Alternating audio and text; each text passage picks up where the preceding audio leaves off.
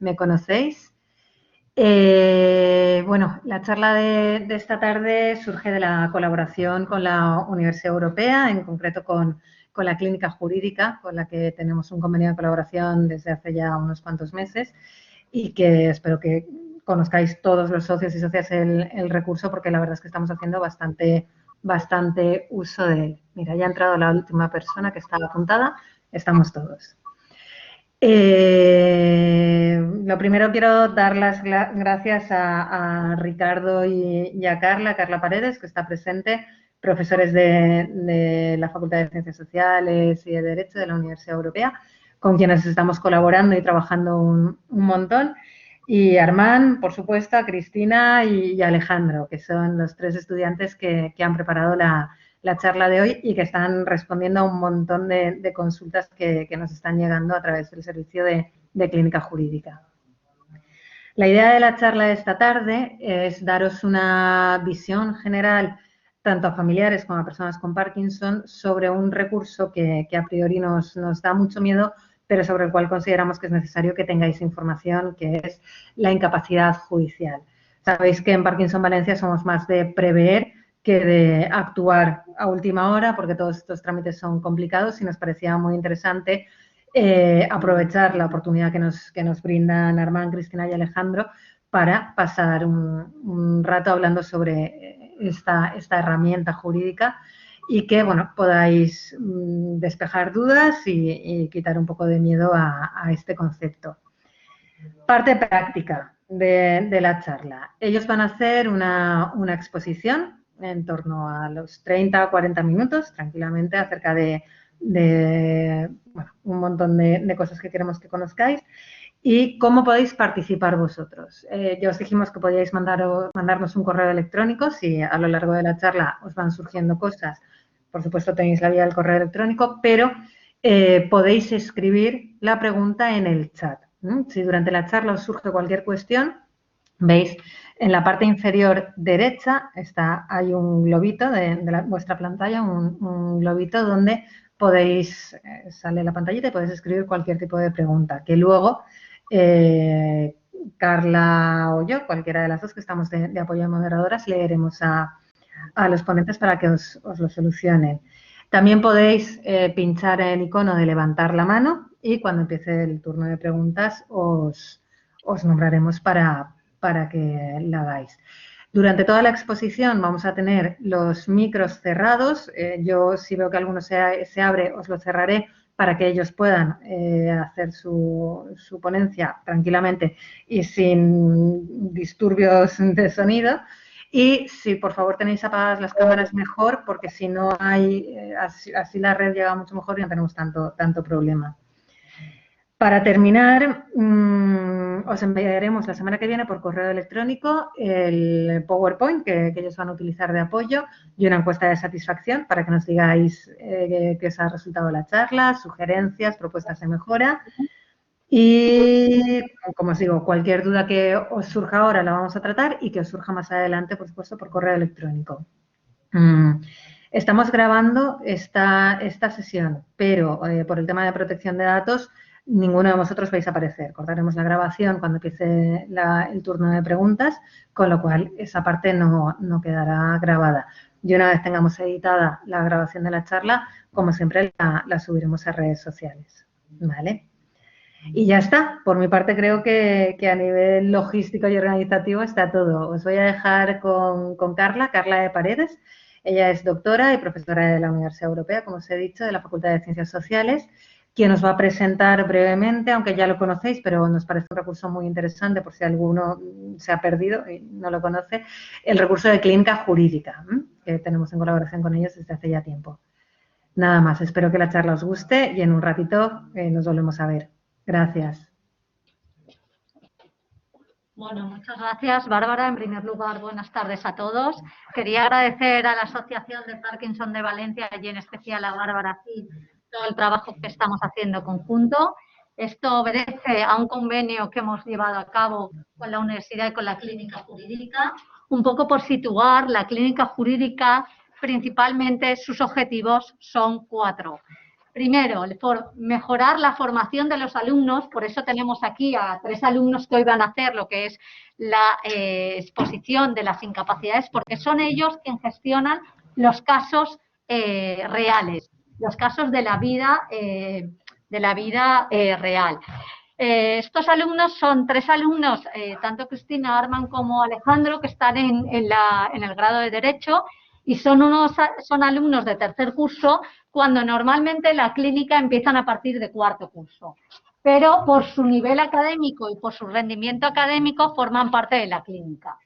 ¿Vale? Realmente, bueno, lo que pretendemos con la clínica es mejorar la formación en valores humanos y nuestro compromiso de responsabilidad social.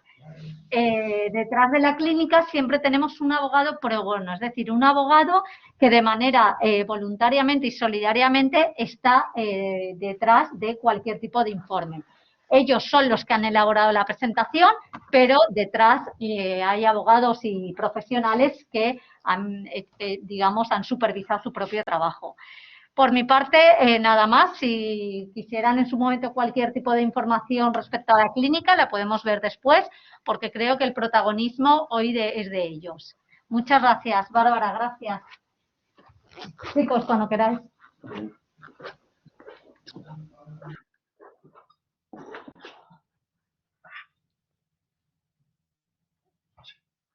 Bueno, buenas tardes a todos. Vamos a comenzar con la conferencia. En primer lugar, nos gustaría dar las gracias a ustedes por tomar la molestia de estar un miércoles a estas horas con nosotros, y sobre todo también a Bárbara Gil y a nuestros profesores Ricardo y Carla por organizar la conferencia y permitirnos a nosotros estar aquí. Bien. Aquí tenemos un breve índice que vamos a seguir a lo largo de la conferencia. Comenzaremos con los aspectos generales, explicando el concepto, las causas y los efectos. Continuaremos con el procedimiento, respondiendo a sencillas preguntas para que lo entendamos todos, de quién, dónde, cómo y el paso a paso del procedimiento. Posteriormente, veremos una información adicional relevante, como es la reintegración y modificación de la capacidad, las medidas cautelares y la protección de los bienes. Y finalmente veremos unas breves conclusiones. Bien, comenzando con los aspectos generales y en primer lugar por el concepto. Antes de adentrarnos en el concepto, sabemos que la figura de la incapacitación tiene muy mala prensa, no obstante es en realidad todo lo contrario. Está pensada precisamente para cuidar y proteger a aquellas personas que, llegados a un momento, no pueden valerse por sí mismas. Por lo tanto, veremos por qué decimos esto y por qué es una figura muy importante y muy fácil en cuanto al procedimiento. Dicho esto, ¿qué es la incapacitación? Es el estado civil de una persona declarado en virtud de una sentencia y por las causas fijadas por la ley, y que tiene como efecto principal la limitación y supresión de la capacidad de obrar y la sumisión a tutela o curatela. Estos términos los vamos a desglosar y los vamos a ver para que quede mucho más claro. Por lo tanto, dicho esto, podemos ver que la incapacitación tiene como dos ideas claves la protección y seguridad de las personas con capacidad de obrar reducida y, por otro lado, el ejercicio de derechos y obligaciones a través de una tercera persona.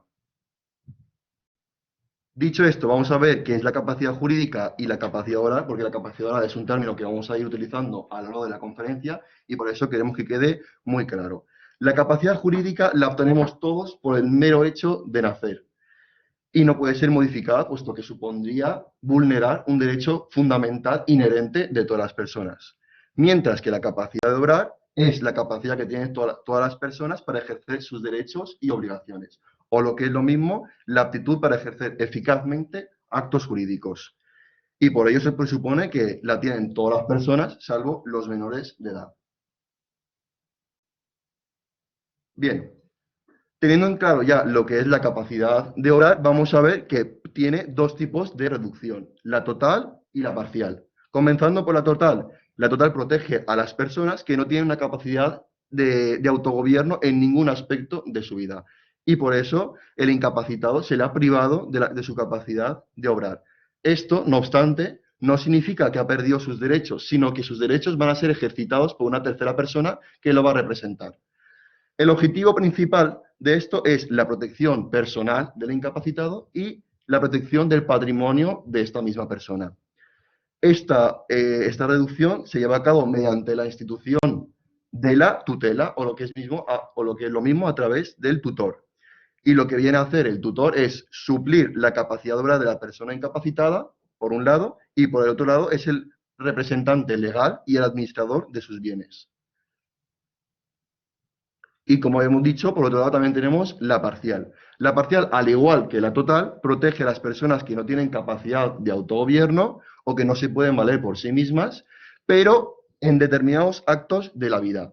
Por lo tanto, estas personas no han sido privadas de su capacidad de obrar, sino que ha sido restringido y por eso necesitan un complemento de capacidad. El objetivo primordial es el apoyo a la persona incapacitada en aquellos actos que el juez determine en sentencia. La institución, el anterior hemos dicho que es la tutela y aquí es la curatela y se encarga el curador. Por un lado, complementa la capacidad de obrar en determinados actos y por otro lado, que es la diferencia radical con la figura de la tutela, es que el curador no es el representante legal del incapacitado, sino que la persona designada que se encarga de la asistencia e intervención y solo en aspectos económicos. Anteriormente habíamos visto que el tutor se encarga de representar y de intervenir en aspectos personales y en aspectos económicos y la curatela solo interviene el curador en aspectos económicos. Bien, centrándonos en las obligaciones del tutor, puesto que son los casos más abundantes, mi compañera posteriormente lo explicará más detalladamente, no obstante que tenemos un breve esquema. Por un lado, el tutor lo que debe hacer es proteger, cuidar, representar al tutelado, proporcionarle alimentos, formación y educación, gestión e inventario que en un plazo de 60 días desde que toma posesión de los bienes del tutelado.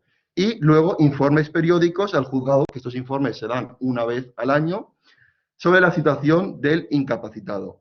Todo esto, ¿por qué? Pues para demostrar aspectos como que, digamos, el patrimonio ha sido bien gestionado y el dinero no ha sido gastado por el tutor, sino que ha sido para cubrir las necesidades del incapacitado. Algo muy importante que queremos destacar es que el tutor no tiene la libre voluntad de hacer o no hacer lo que quiera sin contar con nadie. ¿Qué queremos decir con esto? Pues que hay determinadas actividades bastante relevantes que necesitan de la autorización judicial del juez para que se puedan llevar a cabo. Por ejemplo, vender una casa, vender un bien inmueble, hacer gastos extraordinarios y no los gastos cotidianos de cada día en estos bienes, arrendar o lo que es alquilar bienes por tiempo superior a 6 años y dar y tomar dinero a préstamo.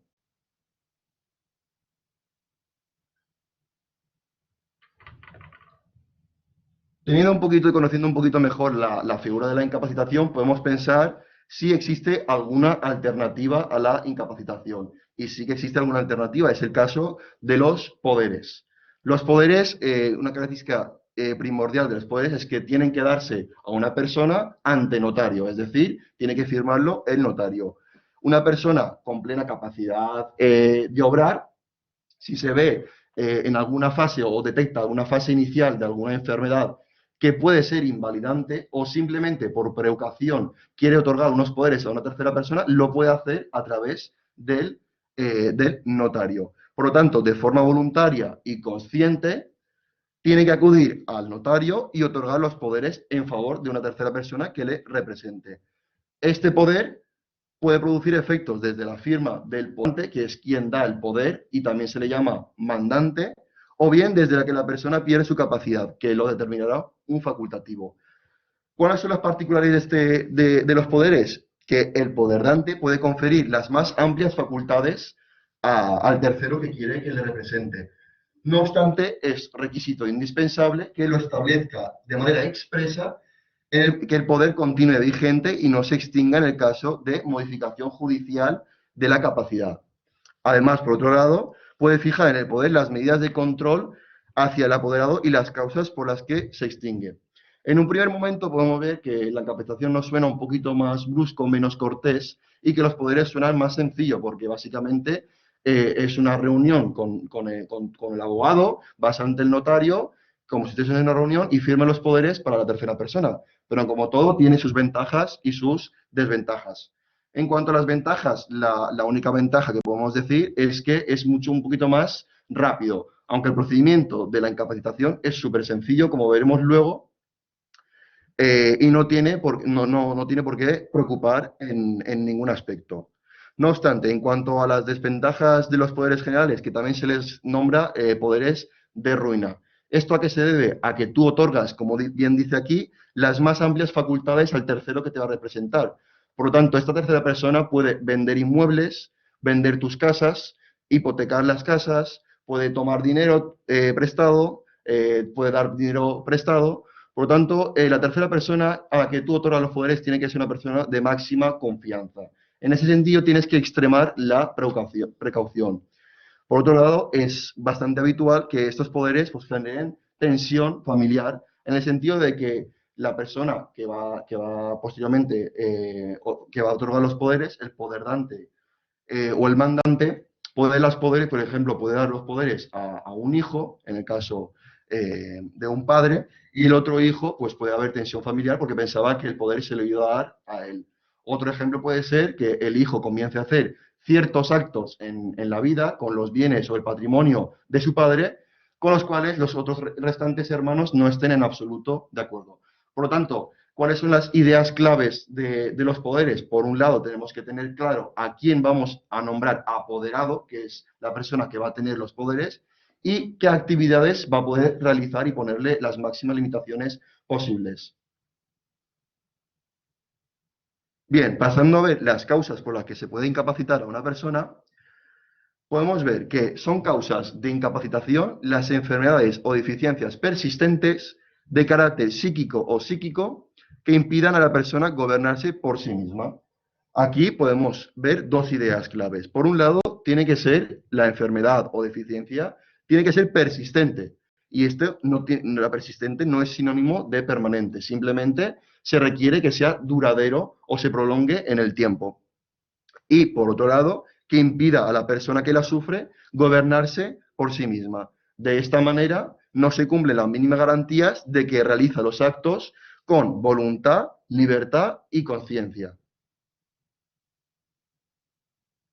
En cuanto a los efectos, como hemos comentado al principio, la incapacitación se tiene que dar mediante una sentencia. Por lo tanto, no existen unos efectos generales. En la propia sentencia se determinarán la extensión, los límites, el régimen en sí de la incapacitación y se nombrará al tutor que va a representar al incapacitado. No obstante, las medidas que se adopten en la sentencia siempre tienen que salvaguardar los derechos y garantías de la persona incapacitada, preservar su voluntad y preferencias, evitar conflictos de intereses, deben ser proporcionales y adaptadas. Y todo esto con el único objetivo de ser el mayor beneficio del incapacitado. Vale. Ha acabado mi compañero Armand. Nada, hemos quitado la cámara. ¿La ponemos? Vale. ¿Qué botón es? El del medio. ¿El de medio de arriba o abajo? Arriba. A ver, ¿ahora? Sí. Vale. Yo soy Alejandro y ahora vamos a continuar. Vamos a hablar del procedimiento. Primero que nada, queremos lanzar un mensaje de tranquilidad. Como bien ha puesto mi compañero Armand, es cierto que hay medidas alternativas, que tenemos los poderes y que a todos es normal cuando desconocemos este término da un poco de miedo. La palabra incapacitación suena mal, tenemos que ir al juzgado, hay un juez, vamos a ver que está el Ministerio Fiscal, pero tiene, como ha dicho él, muchas más ventajas que desventajas. Y como vamos a ver, aunque vamos a ver la teoría del procedimiento y vamos a poner ejemplos prácticos, lo cierto es que es un procedimiento muy desenfadado, muy cercano. Es como cuando vas a un banco a abrirte una cuenta. El juez no va a llevar la toga, no va a haber ningún tipo de formalidad. Es realmente una entrevista personal, entre comillas, con un procedimiento, eso sí, porque es una decisión importante, pero que tampoco tiene mayor relevancia la realización del acto. No hay que preocuparse para nada, es algo muy cercano. La persona que presuntamente es incapacitada de estar y de no enterarse no va a notar nada raro y de lo contrario, pues que defenderá sus intereses. Pero queremos lanzar un mensaje de tranquilidad total y veréis que no hay que tener miedo a este procedimiento. Primero que nada, la duda que nos surge inicialmente es ¿quién? Es decir, ¿qué persona puede promover una incapacitación? Pues muy sencillo. En orden. En primer lugar, el propio presunto incapaz.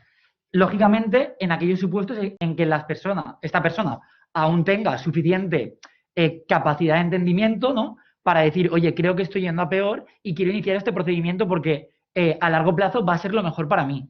También sus familiares más cercanos, marido, mujer, también una persona similar, es decir, no me he casado, no soy pareja de hecho, pero llevo 15 años viviendo con esta persona. Pues esa persona también podrá solicitarlo. ¿Quién más? Los hijos. También los padres o los abuelos de esta persona. Y, por supuesto, sus hermanos. Y, en tercer lugar, una figura a lo mejor desconocida que es el Ministerio Fiscal.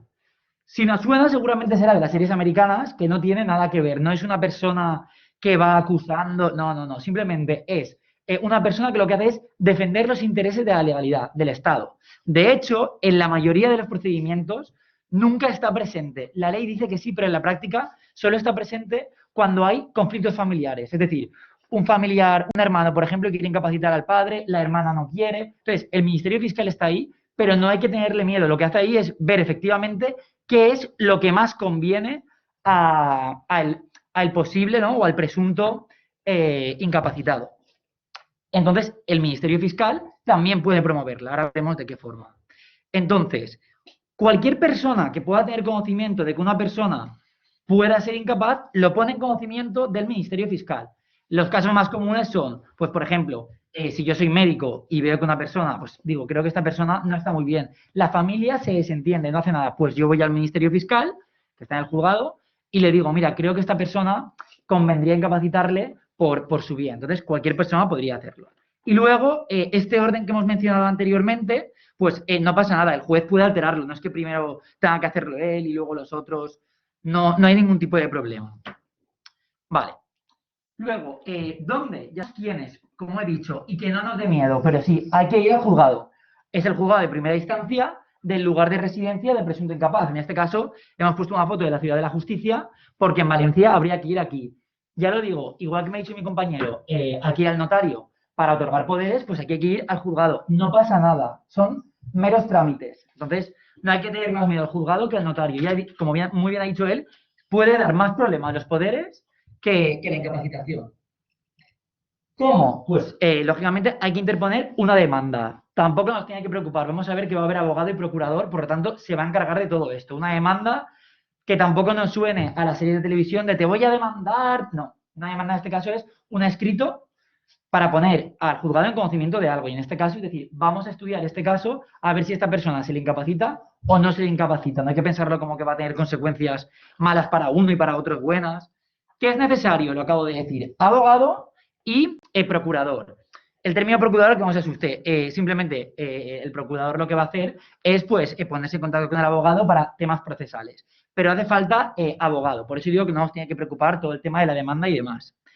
Y para ello hay que otorgar unos poderes concretos porque, claro, el abogado está defendiendo tus intereses y tú tienes que facultarle, bueno, a ambos para que puedan hacer tal cosa. Ahora hablaremos, que siempre es muy interesante, del tema de pero tengo que pagar el abogado puede ser gratis, el abogado del turno de oficio, eso lo vamos a ver ahora porque sí que es muy importante. Pero, primero, el presunto incapaz, de desearlo, puede tener su propio abogado y procurador. Es decir, si se le quiere incapacitar y esta persona dice, oye, no, él puede tener, lógicamente, su abogado y su procurador. Si no, será el Ministerio Fiscal quien se encargue de defender sus intereses, como hemos visto. Esta persona que está ahí para defender la legalidad, los intereses del Estado. Una tercera persona ajena y que es como si fuera un abogado más, por así decirlo, pero con un plus. Y por último, en el caso de que sea el Ministerio Fiscal, porque hemos dicho que una persona cualquiera puede ir al Ministerio Fiscal, normalmente médico se llama así, y decir, creo que hay que incapacitar a esta persona. Claro, si es el fiscal quien está promoviendo la incapacitación, quien está iniciándola, pues se nombrará un defensor judicial. Lo importante de aquí es que, sea como sea el presunto incapaz, va a tener defensa, no se va a quedar en el aire nunca. Y muy importante, porque estos términos se confunden. Turno de oficio y asistencia jurídica gratuita. Vuelvo un poco al ejemplo tonto de las series, que creo que es lo que más nos puede ubicar. Y en este caso, en el derecho penal, que es muy televisivo, pues digamos, si a mí me acaban de detener, ¿vale? Y yo no quiero tener, no paso de todo, no quiero saber nada, me hace falta un abogado sí o sí. si no lo nombro yo, se me pone del turno de oficio, que es pues un grupo que hay de abogados y demás. Pero eso no significa que si yo tengo dinero, esta persona que me toca porque es obligatorio que yo tenga abogado, que no la vaya a pagar. Ese término es asistencia jurídica gratuita. Entonces, abogado del turno de oficio es que yo no elijo un abogado en concreto, pero como es obligatorio que haya, el turno de oficio me lo da. O también puede ser que yo diga, mira, que me lo den el turno de oficio, que no me quiero calentar la cabeza. Pero ¿cuándo voy a pagar y cuándo no voy a pagar el abogado, el proceso y demás? Asistencia jurídica gratuita. Es decir, este concepto lo que quiere decir es que hay una serie de personas que por sus circunstancias económicas pues no tienen suficiente dinero o el Estado considera que las rentas no son suficientes y será gratuito el abogado, que será siempre de turno de oficio. Claro, no vas a poder elegir el que tú quieras y que te lo paga el Estado, es pues digamos el que te toca en ese momento. Y la asistencia jurídica gratuita, para quien tenga dudas, como está todo ahora muy digitalizado, es muy sencillo. Literalmente, si pones en internet, tengo derecho a abogado del turno, tengo derecho a asistencia jurídica gratuita, y sale en internet una tabla, te hace unas preguntas sobre pues, las rentas que tienes y demás, y en función de eso, normalmente atiende al IPREM, vamos, al salario mínimo interpersonal que tiene una persona, y pues si no llega ahí y respondiendo a las preguntas, se le dice si tiene derecho o no. Y si hay más dudas aún, pues sin problema se puede ir al juzgado y preguntar. Vale, el paso a paso. Ahora vamos a ver ya qué pasa en el juicio. Que ya digo, olvidemos el eterno juicio, si queréis, de procedimiento. Vamos a ver, digamos, cómo funciona esta toma de contacto, esta entrevista. Como cuando vas al notario que dices, primero llegas, le explicas las cosas. Pero aquí, pues, vamos a ver cómo es concretamente. Entonces, la interposición de la demanda. Hemos dicho que todo esto comienza redactando un texto concreto, que es una demanda, para poner en conocimiento al juzgado de la situación.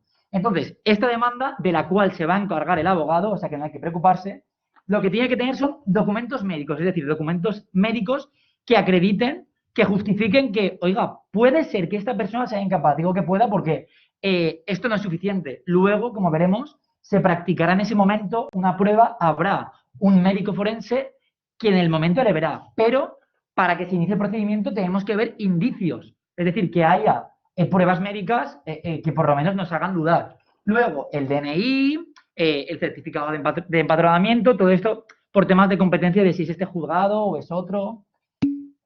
Luego, el certificado de nacimiento, el libro de familia y luego también puede ser el certificado literal de matrimonio, por si están casados y es el cónyuge, es decir, el marido o la mujer, quien está iniciando el procedimiento. Muy interesante, ya con la demanda desde el principio, desde este primer escrito, podemos pedir, más que pedir, como proponer quién va a ser este tutor. Digo tutor, que hemos hablado antes de curador y tutor, porque normalmente en esta charla que estamos vamos a estar tratando con tutores, no con curadores. Un curador es más propio, pues, un pródigo, un padre de familia que gasta todo el dinero porque está adicto al juego y le dicen, oiga, antes de gastar y dejar a sus hijos sin nada, que alguien le supervise. Pero aquí sí que nos hace falta una persona que le represente legalmente. Entonces, desde el principio, si se desea, se puede proponer quién va a ser el tutor. Supongamos un ejemplo en el que son 3 hijos que van a pedir la incapacitación del padre. Entonces, pues mira, yo, por ejemplo, si son Alejandro, Armando y Cristina, pues resulta que Alejandro vive aquí en Valencia y los otros no. Proponemos que Alejandro, que yo, sea el tutor. Luego eso se estudiará y demás. Vale, ya se admitió la demanda, es decir, estaba todo correcto, seguimos adelante. Lo más importante, la prueba. Es decir, vamos a ver si realmente esta persona tiene que ser incapacitada o no. La palabra audiencia es literalmente lo que pensáis, oír, es decir, se van a oír a los familiares, se va a oír al presunto incapaz. En su caso de que esté el Ministerio Fiscal, que no suele estar, también hablará. Todo esto, además, no se hace normalmente en la sala de juicio, como he dicho, el juez no lleva toga, es muy cercana, igual que esta charla, el número de personas que somos aquí, 3 o 4 personas, y no hay más. Pero, ¿qué se hará? Bueno, y es obligatorio, se oye a los parientes más cercanos para contar la situación, para contrastar, para ver si todo cuadra. Luego, se examina al presunto incapaz, se le hacen unas preguntas, las hace el juez, las hace las partes, de lo más normales. Vamos a poner ejemplos para que se queden más tranquilos. Hay unas preguntas del ámbito general. ¿Cuánto vale un café? ¿O en qué país está? ¿De qué ciudad es? ¿Dónde vive? Luego, del ámbito familiar, para ver lo que puede recordar y lo que no. ¿Cómo se llama su padre? ¿Cuántos años tiene usted? ¿Tiene hijos? ¿Tiene...? Todo este tipo de preguntas. ¿Qué ocurre? Y lo avanzamos ya porque tenemos personas cercanas y hemos estudiado casos prácticos de esto. Entonces, se han dado casos en el que, claro, la persona no está lúcida, pero la mente juega muchas pasadas. Y, por ejemplo, puede parecer que sí. A una señora le preguntaban cuánto vale un café, la señora al final se le incapacitó, pero ¿qué ocurría? Que decía, uy, tomo café. Le preguntaban, ¿quién es el presidente del gobierno? No me gusta la política. Entonces, las van evadiendo, pero lógicamente, como he dicho, hay un médico, que lo vamos a ver ahora, forense, presente, además del juez, que lo que van a hacer es cerciorar en función de las respuestas que da y de los informes que ya se han hecho y que se practicarán más, pues que esta persona efectivamente necesita incapacitación. Y fundamental, que ya lo he dicho, no basta, cuando hemos hecho la demanda a este primer escrito, no es suficiente con aportar los documentos médicos. Aquí va a estar el médico forense, un especialista en el caso, para comprobar a través de todas las preguntas y cualquier cosa que considere oportuna que esta persona es o no es incapaz. Luego, sigo, como habíamos dicho, en el caso de que cuando he escrito la demanda, este primer escrito, proponga ya quién va a ser el tutor, que en el ejemplo que poníamos era yo quien me proponía con tutor y mis hermanos estaban de acuerdo, ¿qué se irá? Pues hay que oír a los parientes más cercanos, que en este caso Armand y Cristina hablarían de todo. Sí, mira, efectivamente, él vive en Valencia, tiene buenas intenciones y demás. Al supuesto incapaz, si tiene suficiente juicio, pues imaginemos que nuestro padre aún está consciente, pero está yendo mal. A ver qué dice. Y a cualquier otra persona que se pueda considerar oportuna. La sentencia, bueno, es al final ya, cuando está todo claro, pues se escribe qué es la decisión del juez, no más que eso. Entonces, como ha dicho mi compañero Armand, ¿qué se pronuncia? Extensión y límites. Es decir, tutela, curatela, ya hemos dicho que seguramente en este caso tutela, y cómo, quién, el régimen, que ya lo acabo de comentar, y necesidad o no, no es lo más habitual, desde luego, de internamiento, en los casos más radicales. Y luego, como he dicho, pues la persona en concreto, que la podíamos haber propuesto, como en el ejemplo de que era yo, o no. Si no se ha propuesto, pues el juez dirá, tal persona, y lógicamente se dirá, oye, yo no puedo, y se soluciona, no hay ningún problema. Muy importante y muy peligroso también en relación con lo que decía el compañero de los poderes y demás. La sentencia no tiene efectos retroactivos. Retroactivo significa hacia detrás. A partir de que se le incapacite, desde ese momento hacia adelante, lo será. Pero todo lo que haya hecho antes, no. Entonces, ¿qué ocurre? El gran peligro de los poderes, más allá de que se pueda arruinar el caudal familiar, el problema es que todo lo que haya hecho mi padre, en este ejemplo que yo ponía, antes de que lo incapacitara, hay un problema. Porque como no estaba incapacitado judicialmente, los contratos que haya firmado, lo que haya comprado, ha sido válido. Que lógicamente esto luego se podrá anular porque yo diré, mira, ¿dónde está? Pero hay un problema. Porque tendré que iniciar un procedimiento judicial que sí que será más complicado, meterme en un lío de, no, es que mi padre cuando le firmó no tenía capacidad de obrar. Entonces es más fácil hacerlo desde el principio y ahorrarnos estos problemas. Esta es la gran ventaja que tiene la incapacitación. Desde que lo haces tiene efectos. Pero todo lo que ya he hecho antes sí que nos va a dar problemas, también arreglables, pero si los podemos evitar, mejor. Y por último va a hablar nuestra compañera Cristina. Bueno, y ahora en tercer lugar vamos a hablar de información adicional relevante, que lo hemos querido llamar así, y hemos metido dentro de esto 3 conceptos que creemos que igual no es tan importante como ya lo que hemos explicado, pero sí que es importante tenerlo en cuenta y saber que existe. Bueno, en primer lugar, la reintegración y modificación de la capacidad. Conviene recordar que la incapacitación no puede concebirse como una situación definitiva, o sea, si la sentencia te declara incapaz, no tiene por qué ser definitivo, no impide que en un tiempo pueda variar debido a circunstancias de la persona y que incluso, o sea, que vaya mejor, incluso se deje sin efecto, o que vaya peor y se modifique el alcance de la incapacitación. Pueden darse muchas circunstancias que no quiere decir que vayas a ser incapacitado durante hasta que fallezca la persona. Entonces, ¿quiénes están legitimados para instar esta reintegración o modificación de la capacidad? Pues, como hemos dicho, las personas que pueden presentar la demanda o aquellas que ejerzan el cargo tutelar o guarda del incapaz, o unos u otros. Y luego la sentencia, en todo caso, tendrá que pronunciarse sobre si procede o no dejar sin efecto la incapacitación, si va mejor, porque, por ejemplo, si si el paciente lleva a cabo una serie de actividades, puede ir a mejor. O sea, si se trabaja la parte cognitiva, pues puede ir a mejor y entonces pues se tendrá que variar. O si debe o no modificar su extensión y límites, pues si evoluciona y pues se tendrá que modificar el alcance de la incapacitación. Ahora pasamos a hablar de medidas cautelares. No vamos a profundizar mucho en este tema porque es un poco delicado y aparte se tiene que analizar 360 grados las circunstancias de la persona y será el abogado profesional el que, analizando el caso concreto, estime si es procedente o no adoptar las medidas cautelares.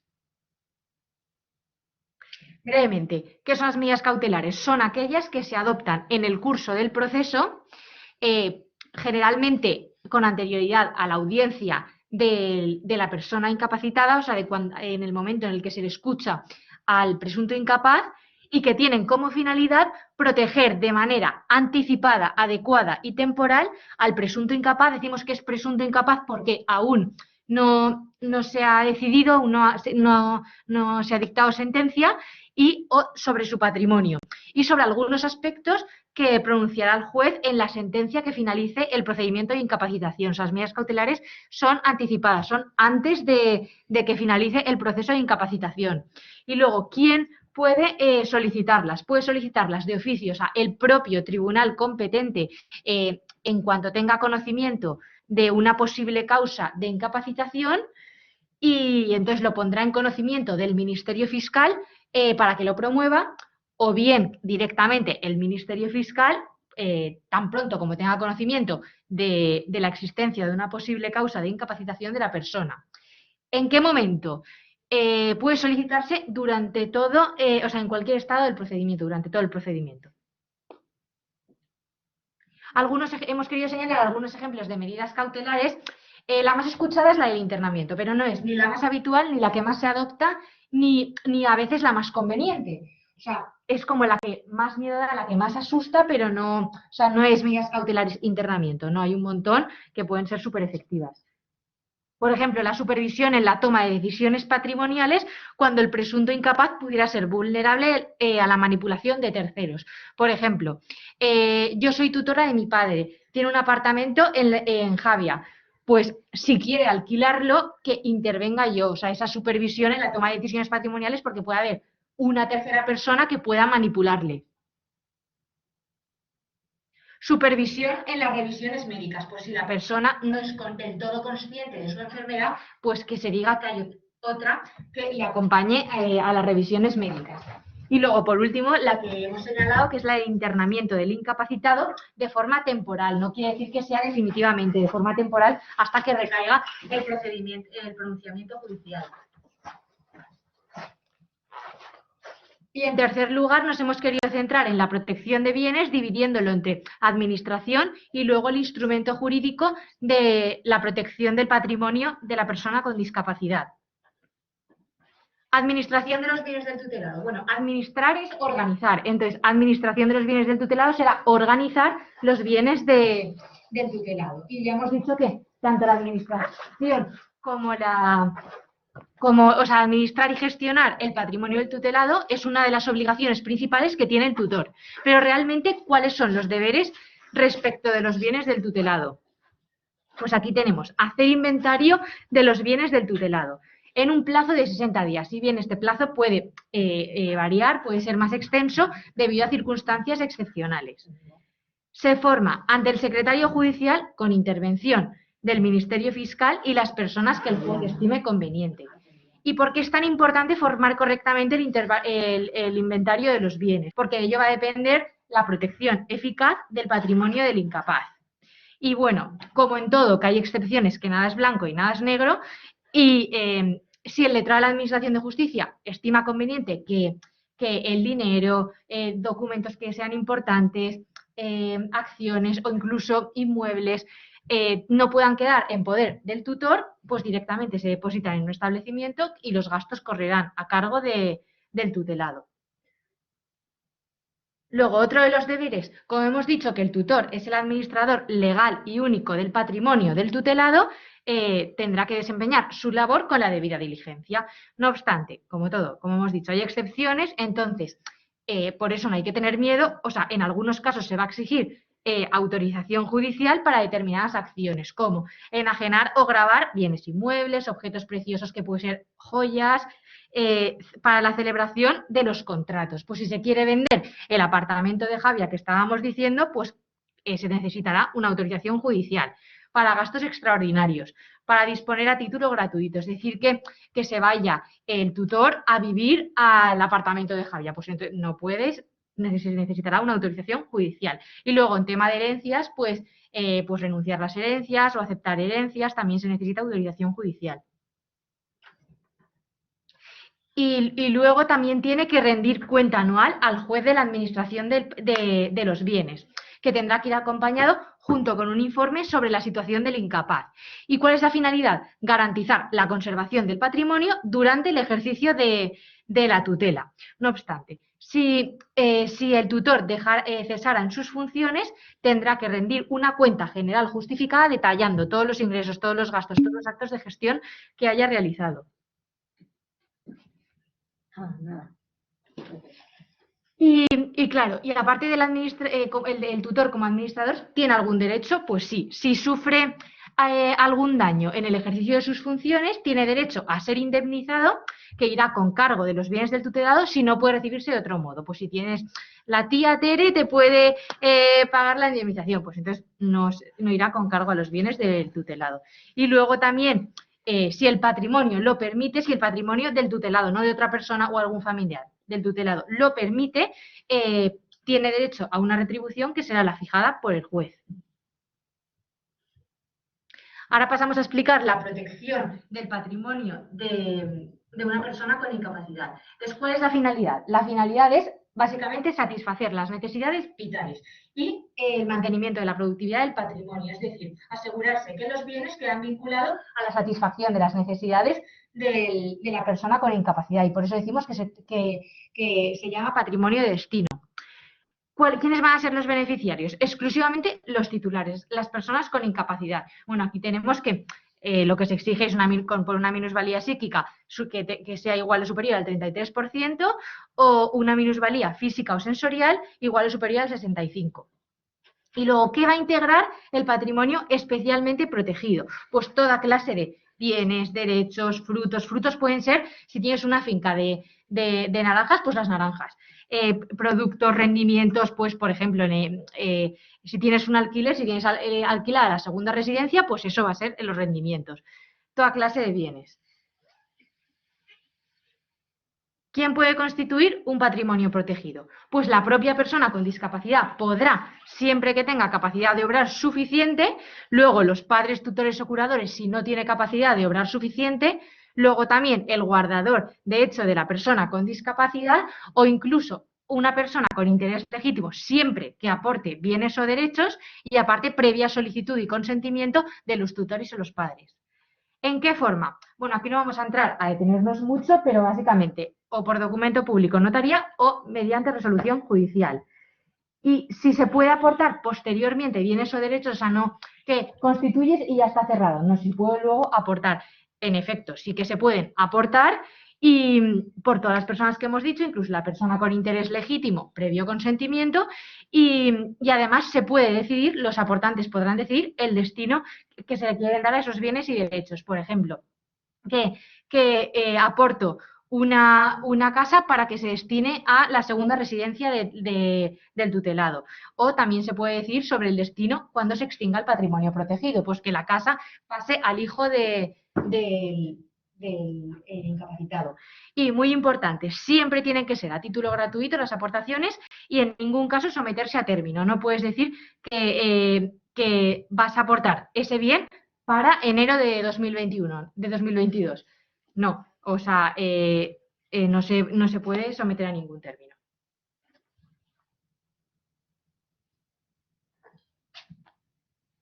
Vale, ¿cómo puede administrarse el patrimonio protegido?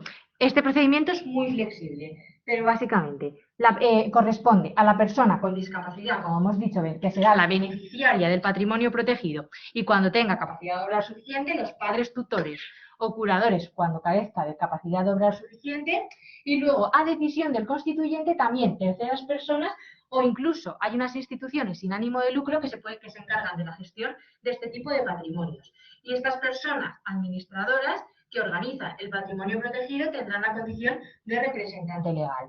¿Y quién no puede ser? Pues básicamente quien no puede ser tutor tampoco puede ser administrador, por los menores de edad, si alguno guarda enemistad con la persona, con el tutelado, tampoco podrán ser.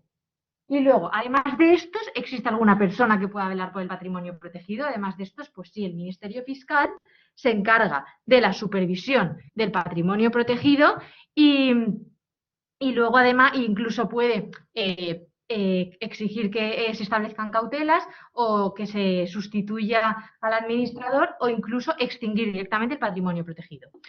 Y además existe otro órgano, esto un poco a modo de interés, que es la Comisión de Protección Patrimonial de Personas con Discapacidad, que apoya al Ministerio Fiscal, lo asesora y que tiene una página web que os podéis meter si queréis.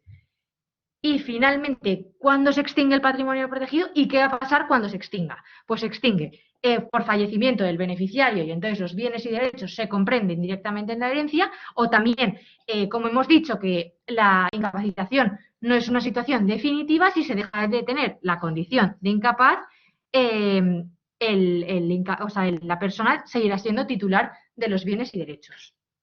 Y ahora vamos a concluir toda la exposición con 3 ideas principales y luego ya pasamos al turno de preguntas. Efectivamente. Entonces, sabíamos que hemos lanzado mucha información, muchos términos jurídicos. ¿Con qué nos tenemos que quedar? Primero que nada, no tenemos que tener miedo a la incapacitación, por fea que suene la palabra. Como hemos visto, nos da muchas más ventajas que los poderes. El procedimiento es laxo, es igual que ir a un notario, es igual que abrirse una cuenta del banco. No tiene nada que ver con la tele. El juez va a ser totalmente cercano. Después, por otra parte, tenemos que diferenciar también la tutela de la curatela, que en este caso va a ser casi siempre tutela, pero bueno, curatela es solo para cuestiones del patrimonio y tutela para representar legalmente y también para el patrimonio. Luego, muy importante, todo esto es del ámbito familiar. Entonces, la cercanía, como estoy diciendo, va a ser total, no tenemos que tener miedo. Además, como habéis visto, no es una situación definitiva, se puede revisar, es decir, que nos hemos equivocado, que cualquier cosa, hay vuelta atrás, no es para siempre, no se le pone una cruz que es para siempre, entonces no tenemos que tener miedo en ese sentido tampoco. Y luego además, sobre todo por la última parte que ha expuesto la compañera, la protección que tiene ya el incapacitado, eso sí, es total. Es decir, ese plus de seguridad que hay por incapacitar a la persona tiene que hacernos que nos quedemos tranquilos y no tener ningún tipo de cargo de conciencia. Entonces, concluir que incapacitar nos puede dar muchas más ventajas que los poderes y nos puede librar de muchas disputas familiares y sí judiciales de las que dan miedo, de luego. No se trata de que no se hagan poderes, que también es una buena solución, pero de tener la misma facilidad para otorgar poderes que para incapacitar en los casos en los que creamos que es necesario. Y hasta aquí la exposición. Ahora vamos a abrir el turno de preguntas y vamos a ir respondiendo así de las que queden dudas, o si no se puede resolver en el momento, se ponen en contacto con Bárbara y luego a través de la clínica las iremos resolviendo.